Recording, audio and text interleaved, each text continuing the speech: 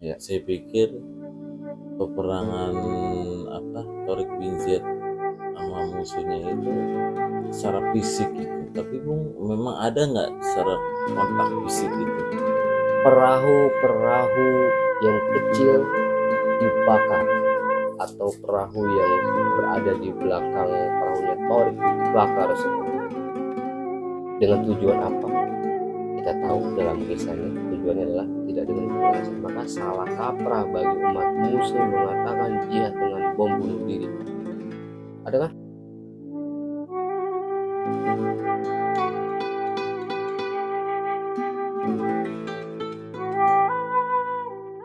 Assalamualaikum warahmatullahi wabarakatuh.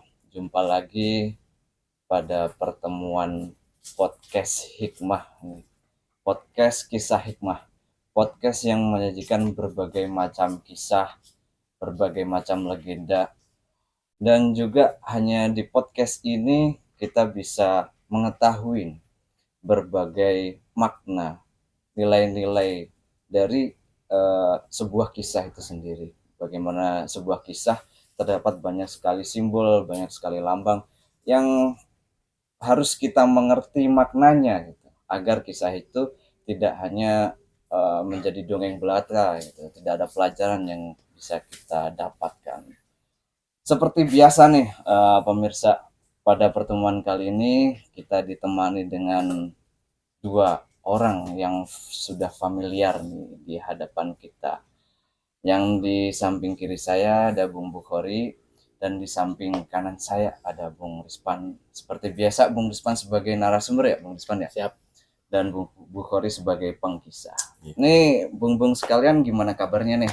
Sehat, Sehat, alhamdulillah.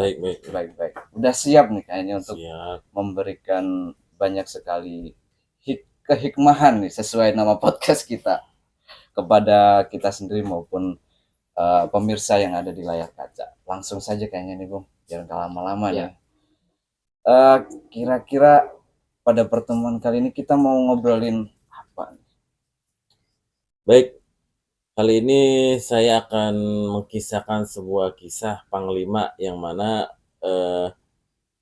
saya dapat request dari teman saya Ya. yang tinggal di Eropa sana. Ya, Mereka minta diceritakan sebuah kisah Panglima yang sangat berani dan hebat. Pak. Lalu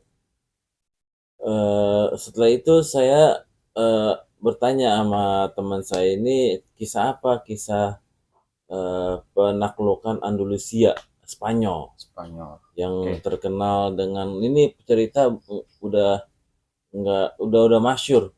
Ya. Udah masyhur, cerita ini terkenal. Seorang panglima ini namanya Tariq bin Ziyad.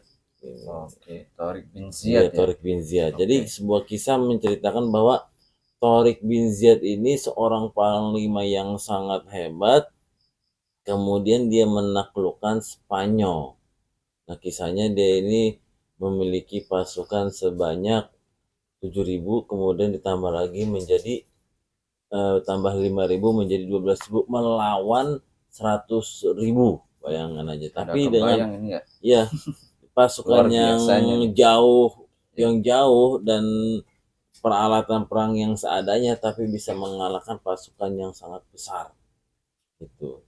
Tapi ceritanya sangat seru nih. Dia membakar kapal-kapalnya lalu berpidato kepada prajurit-prajuritnya untuk berperang sangat gigih gitu Bu, ceritanya. Mungkin dari kisah ini mungkin nanti akan saya tanyakan tentang Tariq bin Ziyad ini mengalahkan pasukan yang sangat besar, pasukan yang sangat banyak, sangat hebat, dan persenjataannya sangat komplit, lengkap. Iya. Kalau ngobrolin masalah Tariq bin Ziyad nih ya, ini kalau menurut saya nih Bung, ya ini kisah yang sangat fenomenal sih. Bahkan ketika saya masih SD itu teman-teman saya dan saya ternyata udah banyak yang tahu nih gitu, saking fenomenalnya gitu, saking luar biasanya yang tadi diceritakan oleh Bung Bukhari, bagaimana dia jauh-jauh ya. Kalau Iya. nggak salah dari Bani Umayyah ya, Bung ya. Dari Bani Umayyah. Bani Umayyah, kerajaan Bani Umayyah. Terus dikirim ke Spanyol. Terus kemudian kapal-kapalnya malah dibakar lagi. Dibakar. Ya, kisahnya seperti itu, Iya. bakar kapal. Terus menghadapi sesuatu kerajaan yang ada di Spanyol. Iya, yang berjumlah sangat banyak dan hebat. Oke nih, kayaknya malam hari ini bakal mengalir luar biasa nih. Iya. Oke, Bung. Iya. Dari yang diceritakan oleh Bung Bukhari tadi, pastinya nih Bung Rispan udah tahu nih kisahnya nih. Pasti udah tahu dong kisahnya Tariq bin Ziyad. Ya. Kira-kira sepengetahuan Bung Rispan sebagai gambaran umum kita gimana tentang kisahnya? Oke. Kalau dari saya, Bung ya, saya melengkapi saja ya. Ya. Melengkapi saja. Tariq bin Ziyad adalah namanya. Dia adalah sosok panglima yang sangat besar. Ya. Kenapa disebut panglima yang sangat besar? Bukan dari tubuhnya yang besar, Iya. bukan dari tinggi badannya, melainkan dari jiwa yang sangat besar, yang sangat berani untuk membela kebenaran gitu, dan menumpas segala keburukan. Juga dalam dakwahnya untuk menegakkan kalimat tauhid di dalam ajaran kebenaran. Tariq bin Ziyad untuk menaklukkan Spanyol butuh strategi. Tariq bin Ziyad mengetahui bahwa pasukannya ini pasti ada kalanya sebagai manusiawi itu, kalau bahasa kita, mengedon. Iya. Pasukannya tahu kalau musuhnya ini sangat banyak. Musuhnya ini dipimpin oleh raja yang sangat zalim yang bernama Roderick. Karena Tariq bin Ziyad mengetahui pasukannya seperti apa, Iya. dia harus melakukan sesuatu, memberikan motivasi dan menyalurkan sesuatu yang ia miliki, yaitu keyakinan kepada Allah, agar supaya keyakinan itu sampai kepada para pasukannya. Sehingga yang dilakukan oleh Tariq bin Ziyad ini apa? Dibakar. Perahu-perahu yang kecil dibakar, atau perahu yang berada di belakang perahunya Tariq dibakar semuanya. Dengan tujuan apa? Kita tahu dalam kisahnya tujuannya adalah tidak ada tempat untuk kembali, kata Tariq. Di mana jalan pulang? Nggak ada pulang. Mau pulang silakan berenang sono. Tahu sendiri berenang di tengah laut. Tengah laut ya kan? Di kali aja susah, apalagi di laut kan gitu. Iya. Nggak ada jalan pulang. Di belakangmu, kata Tariq, adalah lautan, di hadapanmu adalah musuh. Pilih tuh. Kalau maju kita syahid, ya kan? Kalau mundur mati konyol. Iya kan? Mati konyol lah. Orang nggak bisa pulang, nggak bisa berenang, pasti kelelep. Mau nggak mau, dengan suatu keberanian yang diucapkan oleh Tariq bin Ziyad ini, keberanian itu tersampaikan kepada para pasukannya, sehingga mereka tidak takut lagi, ya, tidak gentar lagi, tidak ragu lagi. Kata Tariq bin Ziyad apa? Hanya dengan sabar, ya, dengan kejujuran dan kesabaran akan memenangkan peperangan ini. Ada dua, kejujuran dan kesabaran. Kenapa nggak keberanian? Keberaniannya sudah dihabiskan oleh Tariq bin Ziyad, sehingga tak perlu dikatakan lagi. Yang ada adalah kejujuran. Kejujuran kepada siapa? Bukan kepada manusia, tapi kepada Tuhan. Jujur bahwa ini hidup adalah sebuah peperangan, gitu ya. Ini adalah sebuah jalan untuk menuju kepada kebahagiaan yang abadi, yaitu surga. Maka peranglah dengan kejujuran kita sebagai hamba yang tidak ada daya dan upaya, itu jujur sebagai hamba. Pasukan Tariq nggak punya persenjataan yang lengkap. Mereka hanya punya sebilah pedang, Ya, sedangkan pasukan musuh yang dipimpin oleh Raja Roderick, mereka mempunyai peralatan senjata yang sangat sangat lengkap sekali. Ada bedil, Bus, ada tanknya nggak, Bung? ada tank, ada beledugan mungkin ya, Iya. mungkin gitu kan. Komplit lah pokoknya. Komplit lah. Iya. Gitu. Akhirnya dengan pidatonya Tariq bin Ziyad tentang kejujuran dan juga kesabaran itu, juga tentang peristiwa perahu yang dibakar oleh Tariq bin Ziyad, memotivasi seluruh pasukannya ini semangat untuk berjihad di jalan Allah, ya. Iya. Seperti itu. Pasukan Tariq bin Ziyad ini 5.000, ya, 5.000 untuk melawan pasukan 100.000. Kita bayangkan coba, dari jumlahnya aja Jauh ya. sangat jauh sekali, sangat amat jauh sekali. Tapi Tariq mempunyai satu strategi yang sangat luar biasa untuk memenangkan peperangan ini. Tahu nggak apa?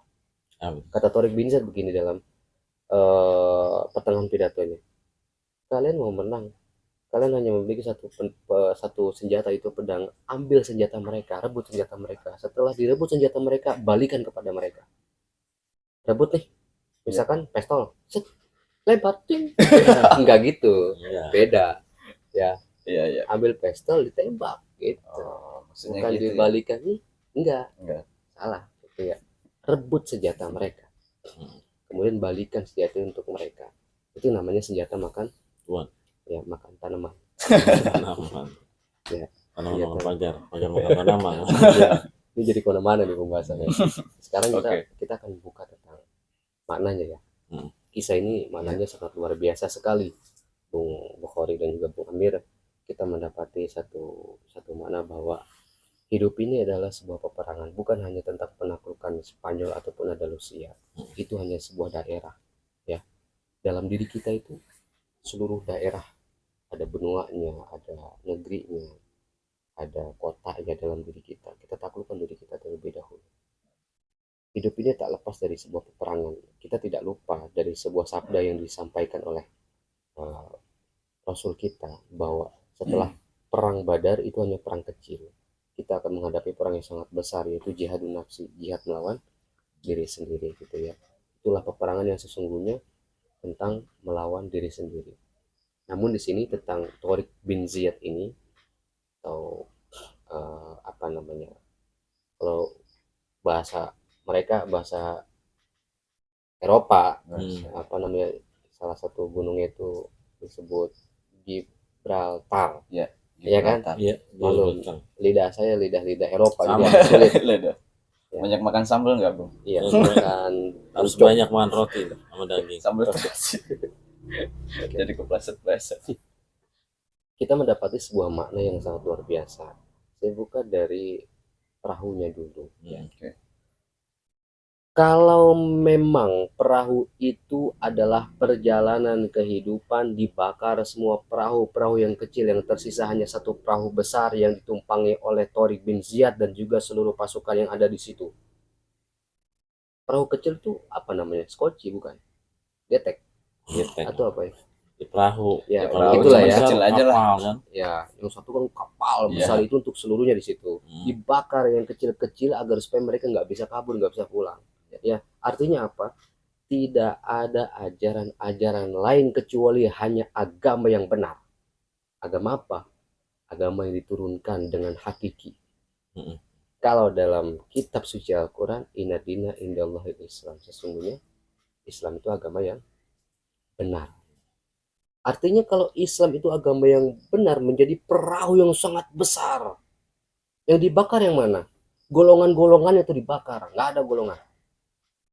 Mau golongan anu, mau golongan ini, mau namanya itu, nggak ada. Sengaja saya semangat biar saya jadi Jabal Tariq nih. Jadi Jabal Tariq. Tariq bin Ziyad. Tariq bin Ziyad. Dibakar semuanya. Yang ada hanya satu agama Tuhan. Mau ente golongan apa, mau ente golongan apa, nggak ada, semuanya agama satu. Karena menyembah kepada yang Esa.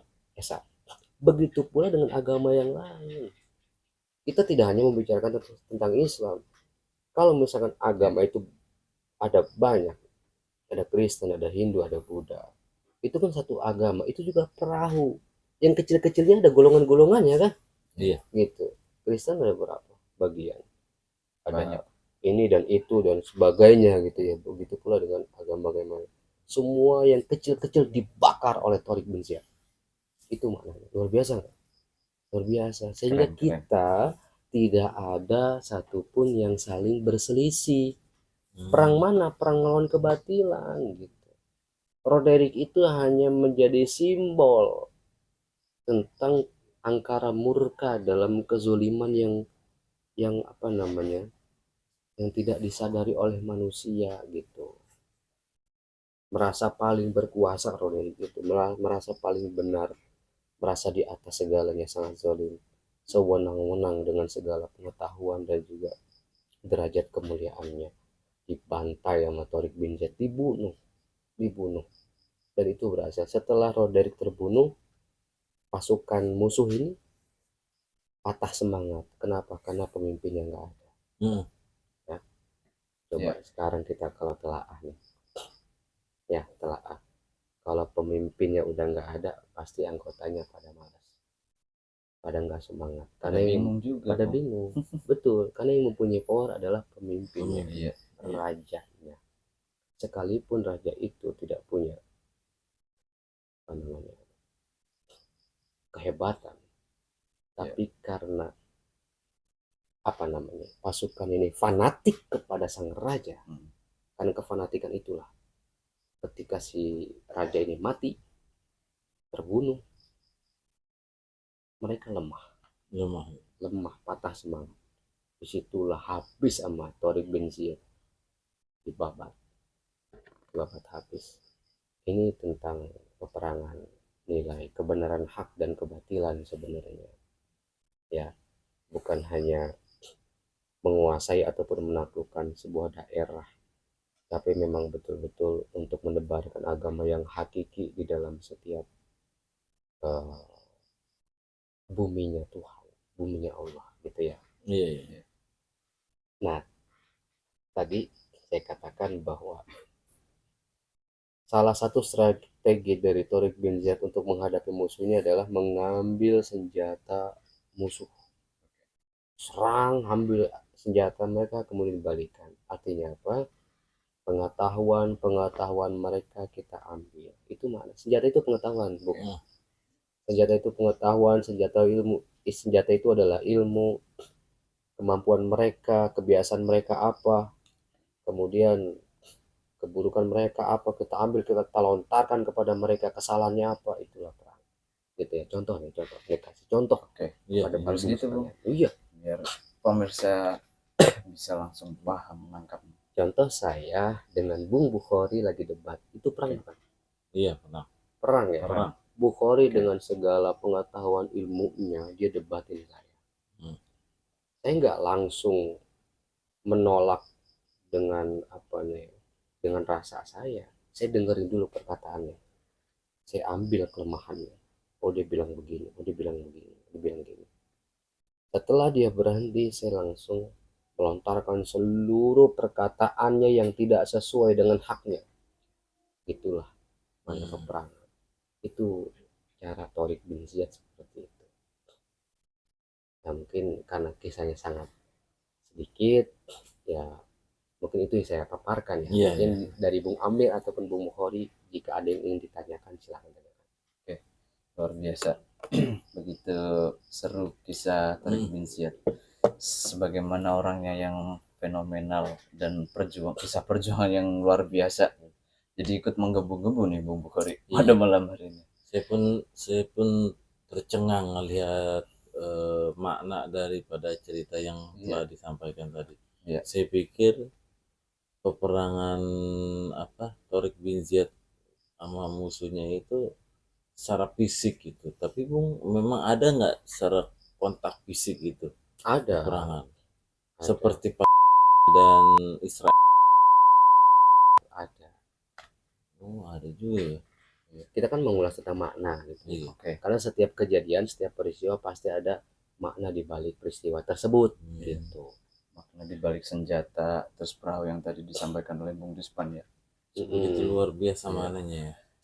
Saya jadi penasaran gini Bung. Tadi Bung Rispan menjelaskan kalau nggak salah 7.000 ya pasukannya. Iya, 7.000, yang diutus 5.000. Oh, jadi totalnya Tadi 12.000. Enggak, 5.000. Oh, 5.000. 5.000. Oh iya ya. 5.000 pasukan melawan 100.000. 100.000. Tapi kenapa bisa seperti itu? Maksudnya gini, dalam beberapa kisah termaksud dalam kisah peperangan yang dialami oleh agama Islam terlebih, seperti perang Badar dan banyak perang lah. Kenapa bisa tuh dipenangkan gitu? Padahal pasukan lawan itu berpuluh-puluh kali lipat gitu daripada pasukan Islam. Saya penasarannya itu sih, Bung. Bagaimana bisa gitu? Kalau saya jawab kehendak Tuhan, selesai kan jawabannya. Iya pasti. Canggih Iya banget dong. itu. Iya. Seluruhnya kalau udah kehendak Kita mau Tuhan selesai apa mau lanjut ya? lanjut lah. Lanjut lah. Atau saya tutup aja nih podcastnya. Ya, gimana, Bung? Ya, pertanyaan Bung Amir ya luar biasa gitu ya. Dengan jumlah pasukan Muslim yang dalam sejarah memang selalu sedikit ya. Iya. Lalu kenapa dipenangkan gitu? Iya. Jawabannya hanya satu. Mereka bersama Sang Maha Pencipta yang menciptakan seluruh alam semesta. Mau sebanyak apapun musuhnya, mau umat Muslim hanya satu orang, ya, musuhnya itu 7 miliar misalkan, Ya. karena yang satu orang ini bersama Sang Pencipta, seluruh alam diciptakan oleh dirinya gitu kan. 7 miliar mah nggak ada apa-apanya dibandingkan kebesaran kekuasaan Sang Pencipta gitu. Nah gitu, karena umat Muslim bersama Sang Pencipta.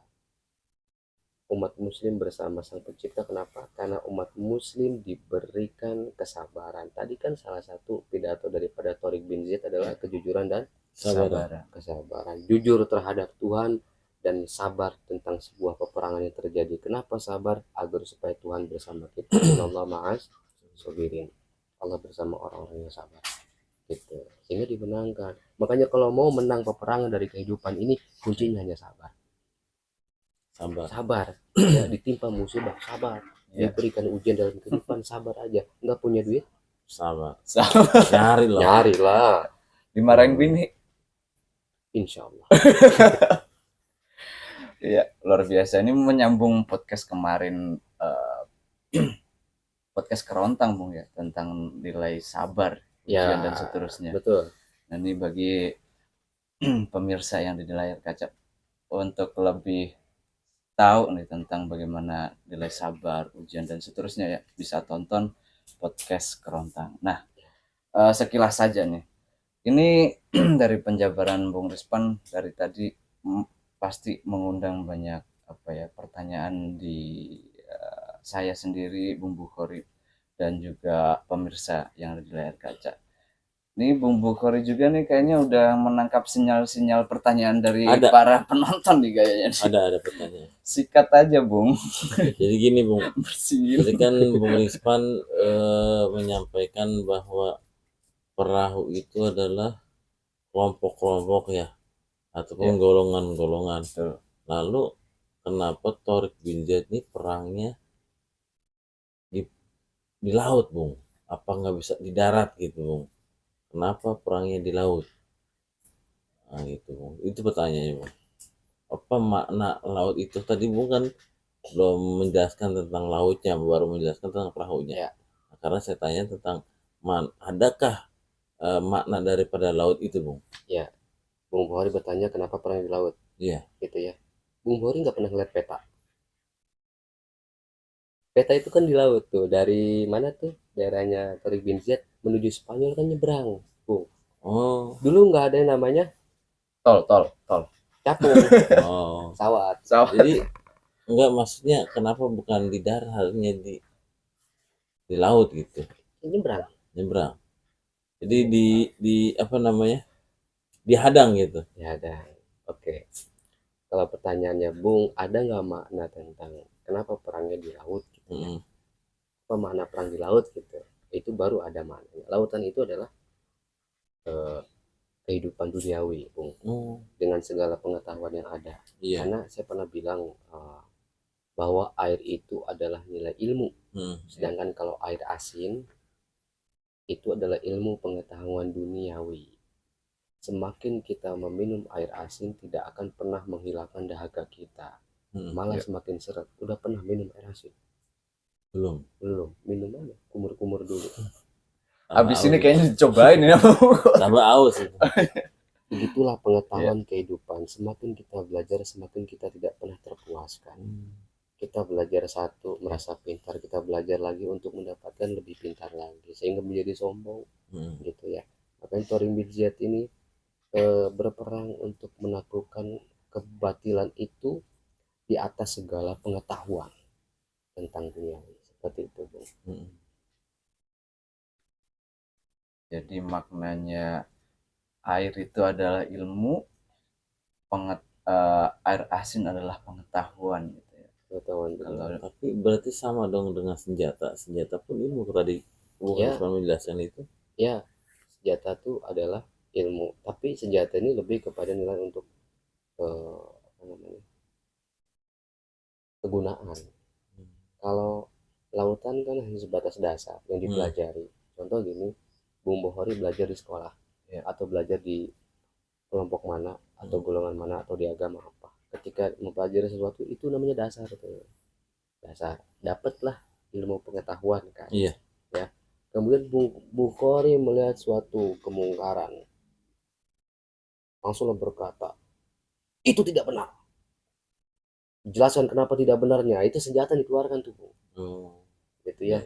Jadi kalau lautan itu dasar, dalam, senjata itu sesuatu yang dikeluarkan. Gitu. Begitu, Bung Bukhari. Jelas ya. Luar biasa mananya. Saya kira peperangan ini memang peperangan asli. Tapi memang benar ada peperangan fisik ya, Bung ya? Ada. Ya, baik Bung Bukhari. Dari penjelasan Bung Bukhari tadi nih, saya jadi ada pertanyaan lagi nih Bung Rizwan. Tadi bagaimana Bung Bukhari sempat menanyakan tentang nilainya senjata ya, nilainya senjata dan bagaimana mungkin peperangan itu tidak mungkin tidak terjadi tragedi berdarah.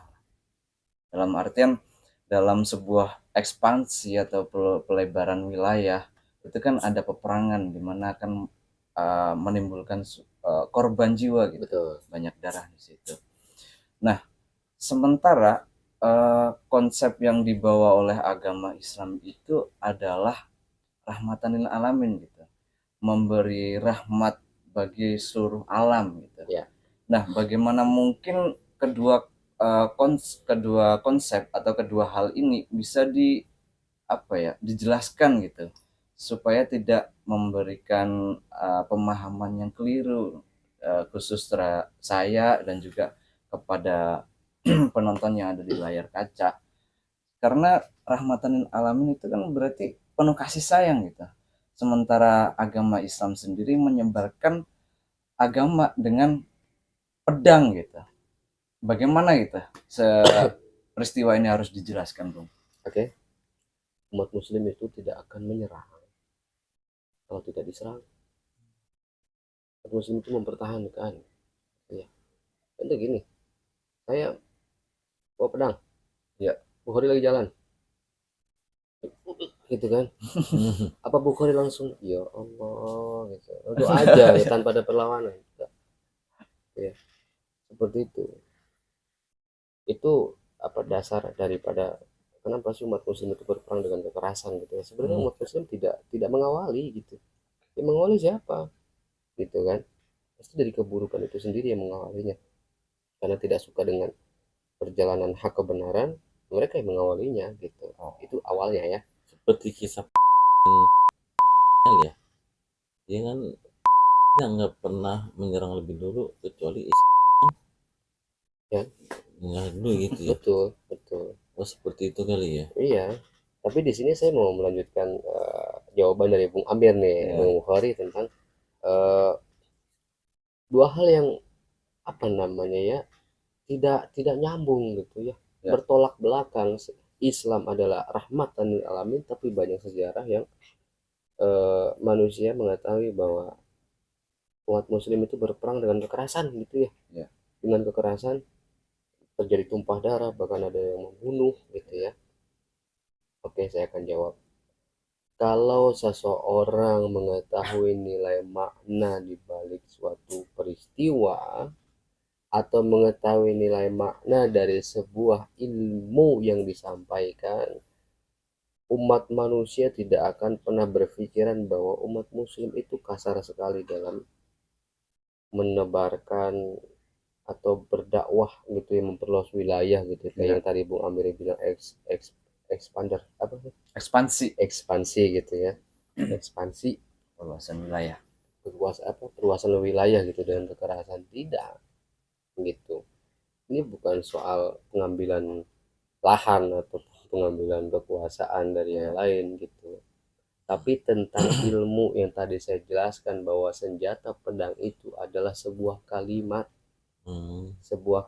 ilmu yang dapat membelah hati manusia gitu.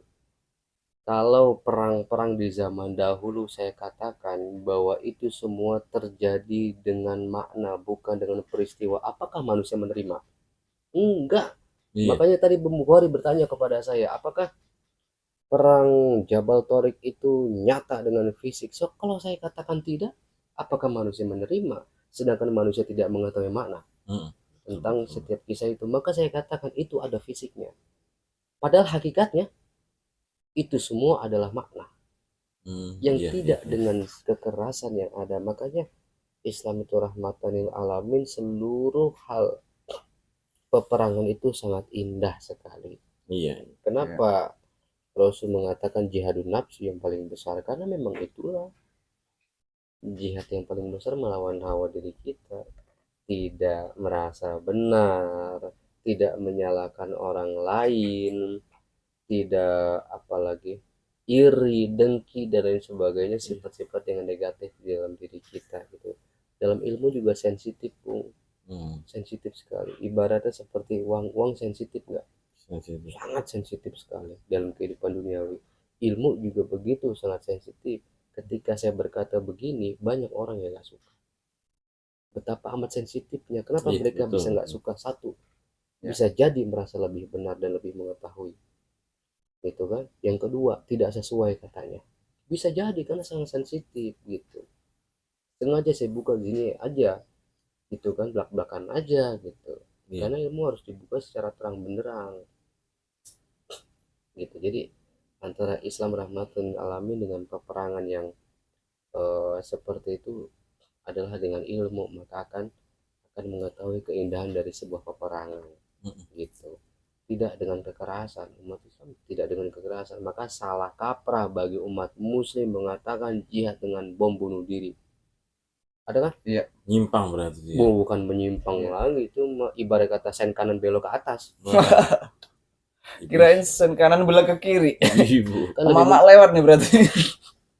Belok ke atas.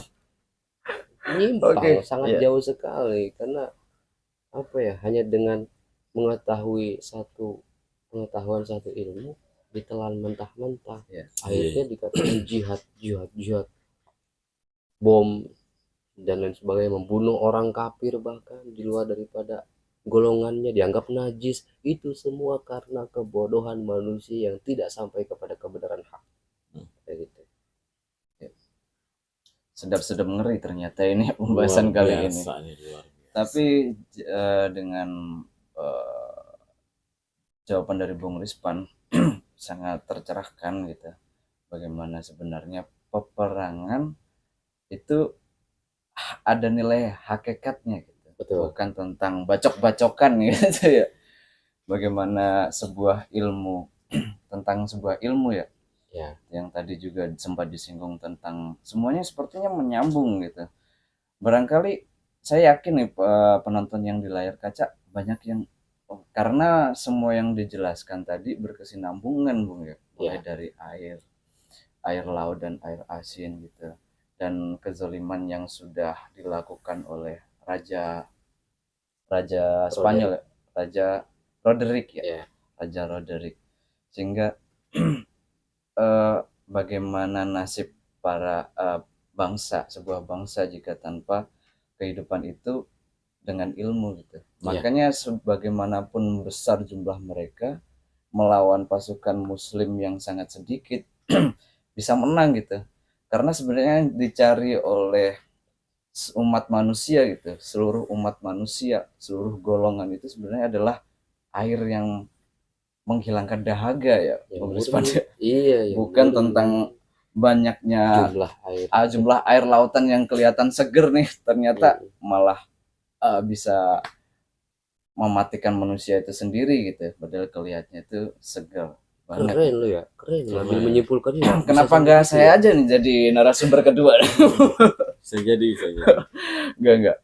Tadi pemahaman itu seiring dengan Bung Rispan menjelaskan, saya jadi nyambung gitu. Makanya tadi saya katakan pasti penonton yang ada di layar kaca pasti paham, mengangguk-ngangguk karena semua yang dijelaskan bagaimana nilai perjalanan air gitu. Terus dibakar, terus pedang gitu. Dan juga dulu banyak riwayat mengatakan bahwa Rasulullah itu mengajarkan umat Islam agar belajar, satu berpedang, dua berkuda, memanah. Ternyata berpedang ini adalah maknanya seperti itu gitu. Pun juga memanah dan berkuda. Dan berenang bisa sekalian dititipin kayaknya nih pembahasan makna memanah sama berkuda nih, Bung. Oke. Pedang kan sudah ya? Iya, pedang udah. Kalimat-kalimat untuk lebih ke kalimat ya. Kalimat.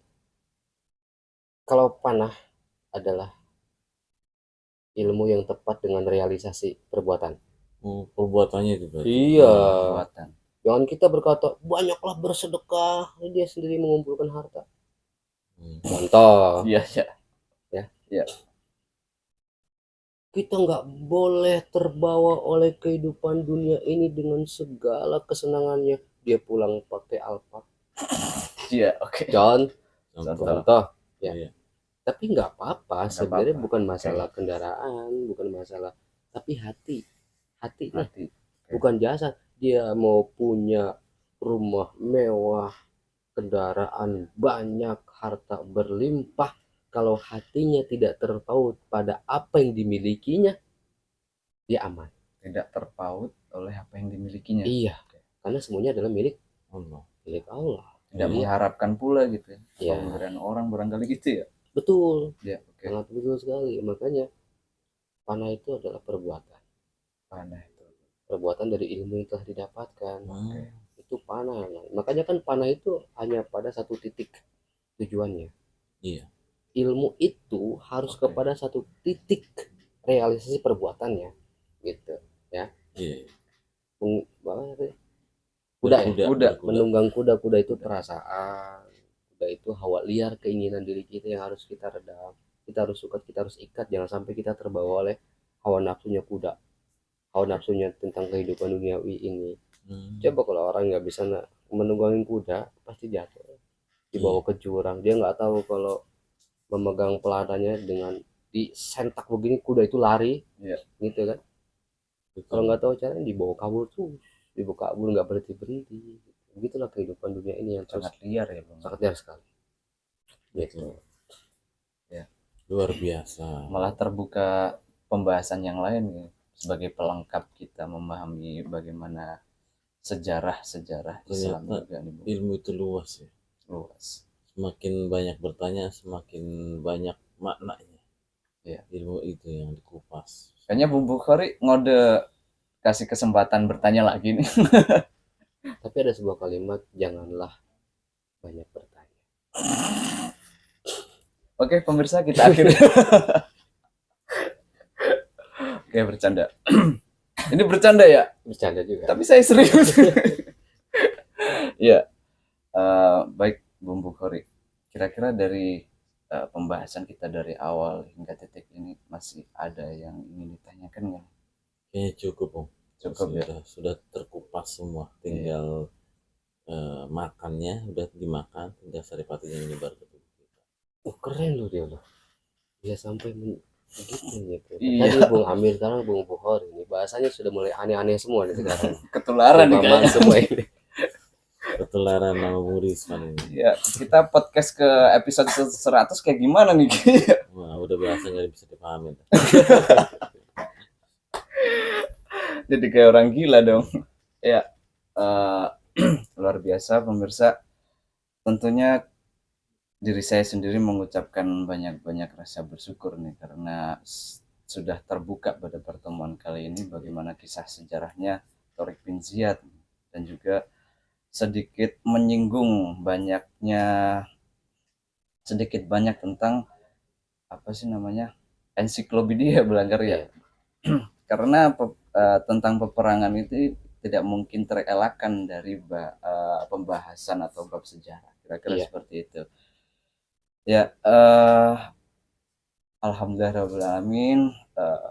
Pada pertemuan kali ini sepertinya kita harus sudahi nih perjumpaan kita dari pembahasan awal hingga akhir semuanya.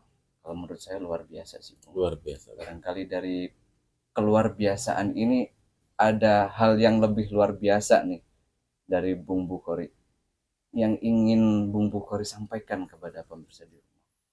Baiklah, mungkin saya akan mengutip sebuah kalimat, terus tonton podcast ini Ya, dan bagi utama itu. bagi para penonton ataupun bagi para penyimak, kalau ada sebuah kisah-kisah yang mau disampaikan boleh japri saya ataupun boleh WA admin ya. Ya. Itu mungkin nanti akan diceritakan di podcast ini lalu disampaikan dijelaskan oleh Bung Risman. Mungkin itu aja. Baik, Bung Bukhari. Jadi jangan lupa terus tonton channel podcast Kisah Hikmah. Dan barangkali pemirsa di layar kaca ada beberapa kisah yang ingin dibukakan kerahasiaan ya Bu. Maknanya bisa Mana hakikinya ya. diisi di kolom komentar atau bisa langsung japri ke WhatsApp admin nih Iya. di kolom deskripsi. Nah, yang paling akhir nih dari Bung Rispan, saya ingin mendengar sepatah dua patah kata dari Bung Rispan tentang pembicaraan pada pertemuan kali ini nih Bung. Sebagai penutup.